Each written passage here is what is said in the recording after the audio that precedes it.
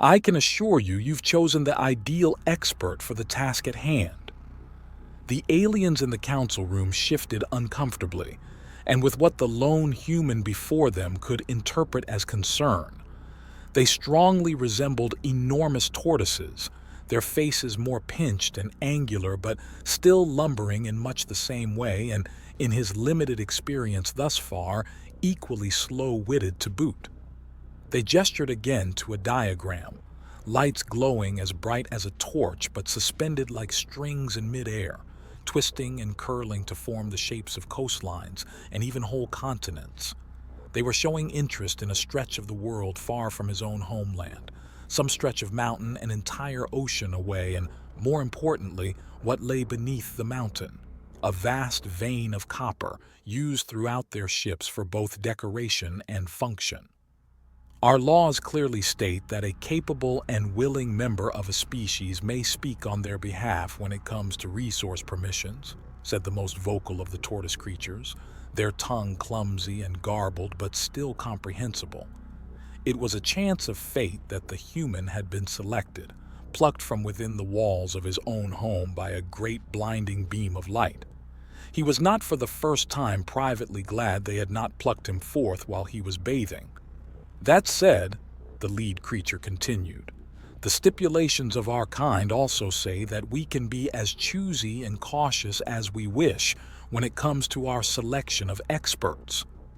That is wisdom indeed, said the man with a practiced smile, and I can assure you that I am an expert on metals and ores like the one you seek, he said, gesturing again to the glowing atlas suspended in midair.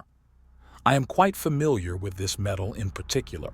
It is not so rare that my kind are ignorant to it, and instead we have become quite practiced in its refinement and work, alloying it with other substances to bring us properties of strength, luster, and color.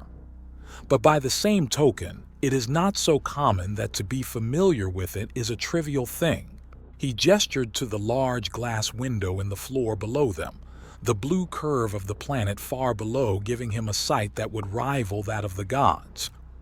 There are those who fancy themselves expert craftsmen and tradespeople in the working of common stone, but I say to you, is not simple stone something anyone may pick up from beside a road?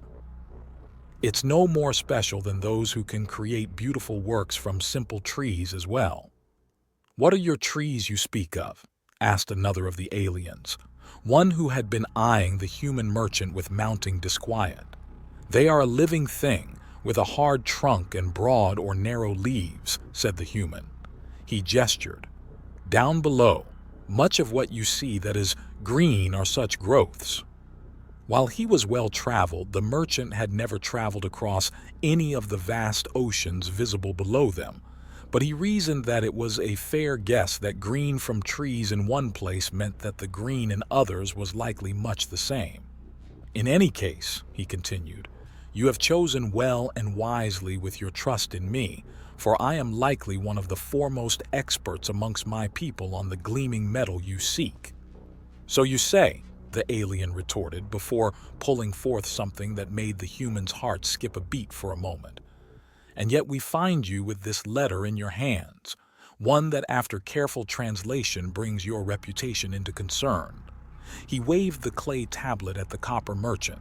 It says here that you attempted to cheat another of your kind, giving them metal filled with impurities. So how can we know that you can tell what is the high grade and what is not? The merchant, who had been rubbing his beard in thought, held out his hands placatingly. I will admit there are some others among my kind who are displeased with my practices, but that is because I take great pride in being shrewd and offering only what was paid for, no more and no less. Is it my fault that I was more perceptive in ascertaining the value of impurities of the ore they sought? They made assumptions of what they would be receiving, and that is the reason for their complaint. The aliens hummed in thought, seemingly unsure whether they agreed or disagreed, until the tortoise-like creature that had seemed to take a shine against the human spoke up with suspicion. So you claim that you are so adept at grading this metal compared to others of your kind that it's only natural you should take advantage of their ignorance in order to increase your own profit. The merchant hesitated for a long moment, but then said, "I suppose that is one way of seeing it. I prefer to see it as ensuring that my expertise is valued appropriately, and that those that would seek to take advantage of my expertise without due compensation find that I will not allow such transgression unchallenged." The aliens bobbed their heads, murmuring and discussing among themselves, but the tone had shifted to be a generally pleased one. Their species also enjoyed and appreciated profit and skilled mercantilism. Also, thankfully for the human, they did not have a way of verifying or challenging his statements. After another few moments of quiet discussion, they turned to address the human merchant once more. "Very well. We shall hire you on as our consulting expert on your planet and its resources.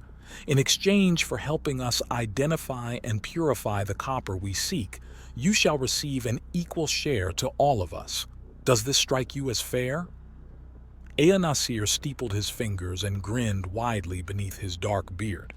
If he could convince these creatures to trust his word on copper and his purity, there was no telling what other riches on this world or beyond he could guide them to, and most importantly, firmly insert himself in the process to become wealthy beyond the wildest dreams of even the kings and queens themselves. "Absolutely," he said with excitement. "It'll be a pleasure doing business with you.